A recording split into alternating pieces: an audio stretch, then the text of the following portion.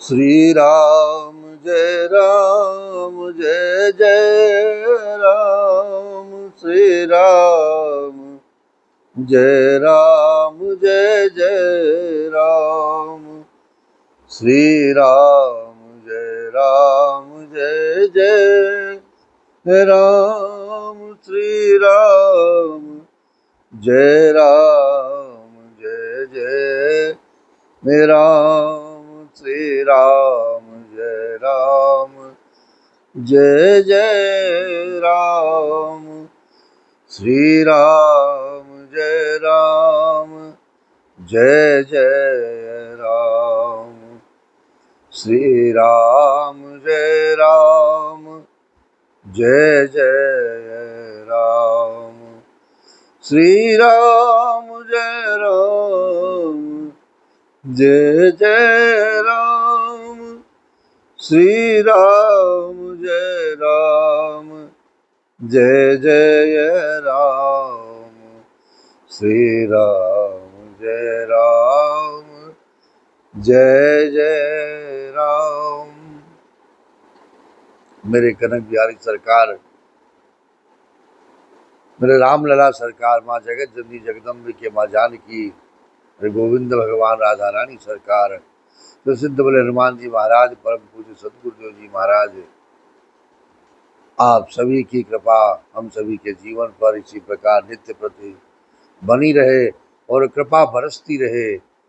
नित्य प्रति भगवान से, मेरे प्रभु से यही प्रार्थना कि प्रभु के चरणों में इस मन को लगाए रखने के लिए नित्य प्रति श्री हनुमान चालीसा का पाठ, सदगुरु के द्वारा प्रदत्त गुरु मंत्र का नित्य प्रति जप हम सभी के जीवन पर इसी प्रकार से चलता रहे, प्रभाव बनाए रखे और इसको करने के लिए, इसमें मन लगाने के लिए शक्ति प्रदान करता रहे। इसी प्रार्थना के साथ आइए आज के इस मार्मिक प्रसंग में आगे चलें। मुनिगण मिलन विशेष बनि, सबहि बात हित मोर। मेरे प्रभु ने क्या कहा? तेहि महापितु आयस बहुरे, सम्मत जननी तोर। क्या कहते हैं प्रभु? वन में विशेष रूप से मुनियों का मिलाप होगा, मुनियों के साथ में बैठना होगा और मुनियों के कष्टों को और उनके तप को भी देखना होगा, जिसमें मेरा सभी प्रकार से कल्याण ही होगा। उसमें फिर पिताजी की आज्ञा और हे जननी तुम्हारी सम्मति है, और माता पिता की आज्ञा से बढ़कर के और इस संसार में क्या हो सकता है।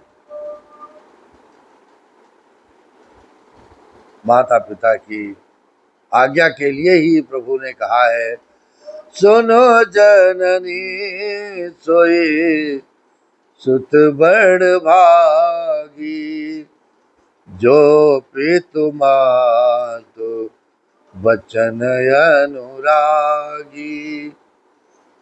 भरत प्राण प्रिय पावहि राजू, विधि सब विधि मोहि सन मुख आजू। जो न जाऊं बन ऐसे हु काजा, प्रथम गनीय मोहि मूल समाजा। सेवहि अरडो कल्पतरु त्यागी, परिहर अमृत लेहि विश्व मागी। तेवो न पाए यस समहु चुकाहि, देखु विचारे मातु मन माही। और प्राण प्रिय भरत राज्य पावेंगे। इन सभी बातों को देखकर यह प्रतीत होता है कि आज विधाता सब प्रकार से मुझे सन्मुख हैं, मेरे अनुकूल हैं। यदि ऐसे काम के लिए भी मैं वन को न जाऊं तो मूर्खों के समाज में सबसे पहले मेरी गिनती करना चाहिए। जो कल्प वृक्ष को छोड़कर ऋण की सेवा करते हैं और अमृत त्याग कर विष मांग लेते हैं महाराज। हे माता, तुम मन में विचार कर देखो, वे महामूर्ख भी ऐसा मौका पाकर कभी नहीं चूकेंगे, क्योंकि माता पिता और गुरु आज्ञा सर्वोपरि है।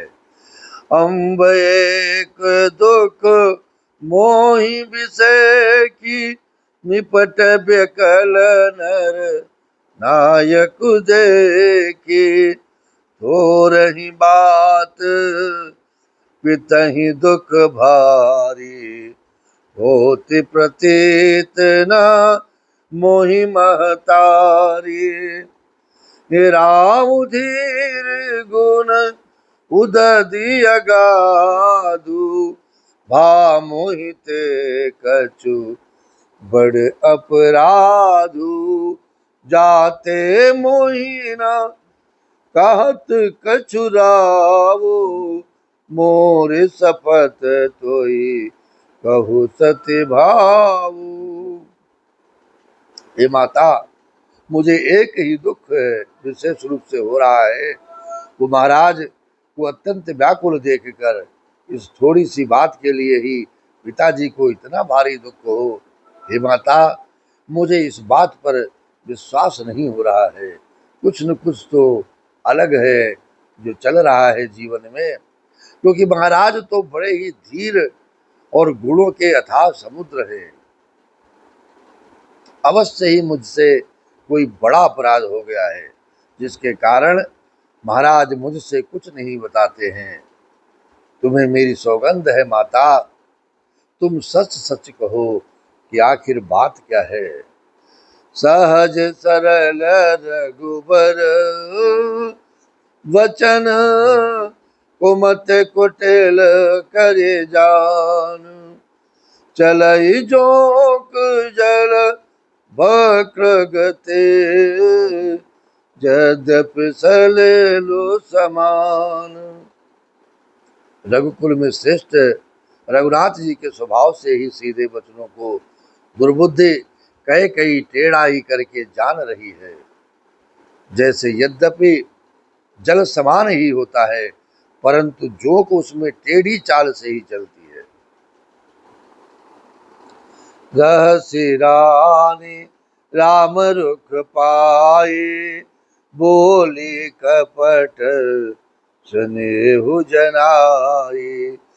शपथ तुम्हार भरत के आना, हे तो न दूसर मैं कछु जाना।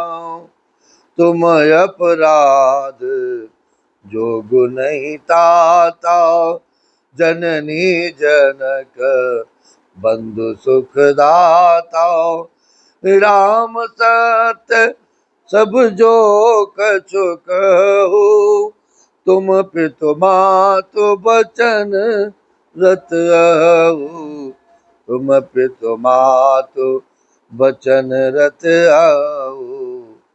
रानी कैकेयी रघुनाथ जी का रुख पाकर हर्षित हो गई और कपट पूर्ण स्नेह दिखाकर बोली, तुम्हारी शपथ और भरत की सौगंध है महाराज, मुझे राजा के दुख का दूसरा कुछ भी कारण विदित नहीं है, ज्ञात नहीं है। हे तात, तुम अपराध के योग्य नहीं हो। तुमसे माता पिता का अपराध बन पड़े ये संभव नहीं। तुम तो माता पिता और भाइयों को सुख देने वाले हो। हे राम, तुम जो कुछ कह रहे हो सब सत्य है। तुम पिता माता के वचनों के पालन में तत्पर हो। पितहि बुझाए कहु बलि सोई, चौथे पन जहि अजसु न होई। तुम सम सुवन सुकृत जिन देने, उचित न तासु निराधरु कीने। लागहि को मुख बचन शुभ, कैसे मगह गया दिक तीरथ जैसे। राम ही मातु बचन सब भाए, जिम सुर सर गत सलिल सुहाए। मैं तुम्हारी बलिहारी जाती हूँ। तुम पिता को समझाकर वही बात कहो जिससे चौथे पर बुढ़ापे में इनका अपयश न हो और मेरी बात भी बन जाए। जिस पुण्य ने इनको तुम जैसे पुत्र दिए हैं उसका निरादर करना उचित नहीं है महाराज। कैकेयी के बुरे मुख में ये शुभ वचन कैसे लगते हैं महाराज। जैसे मगध देश में गया आदि तीर्थ श्री रामचंद्र जी को माता कैकेयी के सब वचन ऐसे लगे जैसे गंगा जी में जाकर अच्छे बुरे सभी प्रकार के जल शुभ सुंदर और पवित्र हो जाते हैं महाराज। मुर्गई मुरचारा मही सुमिरे नप फिर कर बटलीन सचिव राम आगमन कही विनय समय समकीन। इतने में राजा की मूर्छा दूर हुई। उन्होंने राम का स्मरण करके राम राम कह करके फिर कर करवट ली है। मंत्री ने रामचंद्र जी का आना कहकर समयानुकूल विनती की है। राजा से बोले हैं अवनिपय कनि राम पगु धारे धरि धीरज तब नयन उघारे सचिव संभारी राव बैठारे चरण परत नृप राम निहारे लिए स्नेह विकल बुरलाई गए मनि मनऊ फनिक फिर पाए राम ही चितई रहु नर नाहु चला बिलो चन बारी प्रभाऊ। जब राजा ने सुना कि रामचंद्र जी पधारे हैं तो उन्होंने धीरज धर के नेत्र खोला है धीरे से। मंत्री ने संभाल कर राजा को बैठाया। राजा ने रघुनाथ जी को अपने चरणों में पड़ते प्रणाम करते देखा है। स्नेह से विकल राजा ने राम जी को मेरे रघुनाथ जी को हृदय से लगा लिया मानो सांप ने अपनी खोई हुई मणि फिर पा ली हो। राजा दशरथ जी श्री रघुनाथ जी को देखते ही रह गए। उनके नेत्रों में आंसुओं की धारा बहने लगी महाराज। शोक विबस कछु कहे न पारा हृदय लगावत बारही बारा विधि मनाव राव मन माही जहि रघुनाथ न कानन जाही। सुमिरी महेश ही कहनी हो रे बिनती सुनहो सदा शिव मोरी आशुतोष तुम अवडर दानी आरती हरहु दीन जनु जानी। शोक के विशेष वश होने के कारण राजा कुछ नहीं कह सकते। वे बार बार रघुनाथ जी को हृदय से लगाते हैं और मन में ब्रह्मा जी को मनाते हैं कि जिससे रघुनाथ जी वन को न जाएं। फिर महादेव जी का स्मरण करके उनसे निहोरा करते हुए कहते हैं हे सदाशिव हे देवों के देव महादेव आप मेरी विनती सुनिए। आप आशुतोष शीघ्र थोड़ी सी पूजा थोड़ी सी विनय थोड़ी सी प्रार्थना में ही प्रसन्न होने वाले हैं और अवडरदानी मुंह मांगा दे डालने वाले हैं। वरदान भगवान भोलेनाथ से थोड़ी सी ही भक्ति में प्राप्त हो जाता है। अतः मुझे अपना दीन सेवक जानकर मेरे दुख को दूर कीजिए। हे देवों के देव महादेव अब आप ही इस संकट की घड़ी में सहारा दीजिए। मुझे आगे का मार्ग प्रशस्त कीजिए। तुम प्रेरक सबके हृदय सोमति राम ही देव वचन मोर तज रहाई घर परिहरशील स्नेहु। आप प्रेरक रूप से सबके हृदय में है। आप रघुनाथ जी को ऐसी बुद्धि दीजिए जिससे वे मेरे वचन को त्याग कर और शील स्नेह को छोड़कर घर में ही रह जाए। महादेव से प्रार्थना, महादेव की छोटी सी पूजा, छोटी सी प्रार्थना क्या है कि एक लोटा जल सभी कष्टों का हल, एक लोटा जल सभी दुखों का हल, और एक लोटा जल आपका जीवन के सभी समस्याओं का हल। मेरे रघुनाथ जी भी भगवान भोलेनाथ को भजते हैं और भगवान भगवान भोलेनाथ भी रघुनाथ को भजते हैं महाराज। और इस प्रकार से हम सभी मेरे रघुनाथ जी को भजन करते रहे, उनका भजन करते रहे, सुमिरन करते रहे।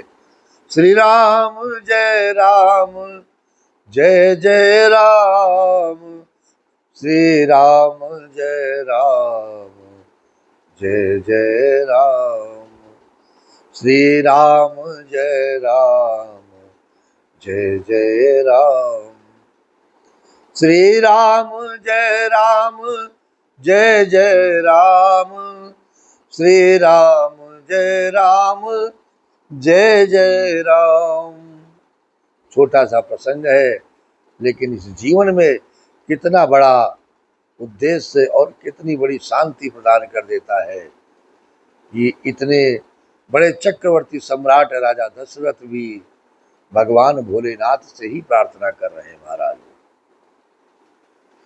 और मेरे रघुनाथ जी जो प्रार्थना करेंगे, मेरे महादेव भी जो प्रार्थना करेंगे, मेरे रघुनाथ जी से करेंगे। तो इस जीवन में यदि हमें इतना विश्वास हो जाए कि हमें भगवत भजन से, हमें भगवान भोलेनाथ की सेवा से, हमें भगवान राम के चरणों में अपने इस मन को लगाने से हमारा कल्याण ही होगा, तो हम तो एक साधारण से जीव है महाराज, जो स्वयं भगवान के पिता हैं। वो भी जब भगवान के ऊपर विश्वास रख करके उनसे विनती कर सकते हैं, तो हमारे इस छोटे से इस जीवन में, मनुष्य योनि में हम सभी क्या मायने रखते हैं। इसलिए भगवान के चरणों में मन को लगाए रखे, अपना विश्वास बनाए रखे। श्री राम जय राम, जय जय राम, श्री राम जय राम, जय जय राम, श्री राम जय राम, जय जय राम, जय जय श्री सीताराम, जय जय श्री सीताराम, जय जय श्री सीताराम।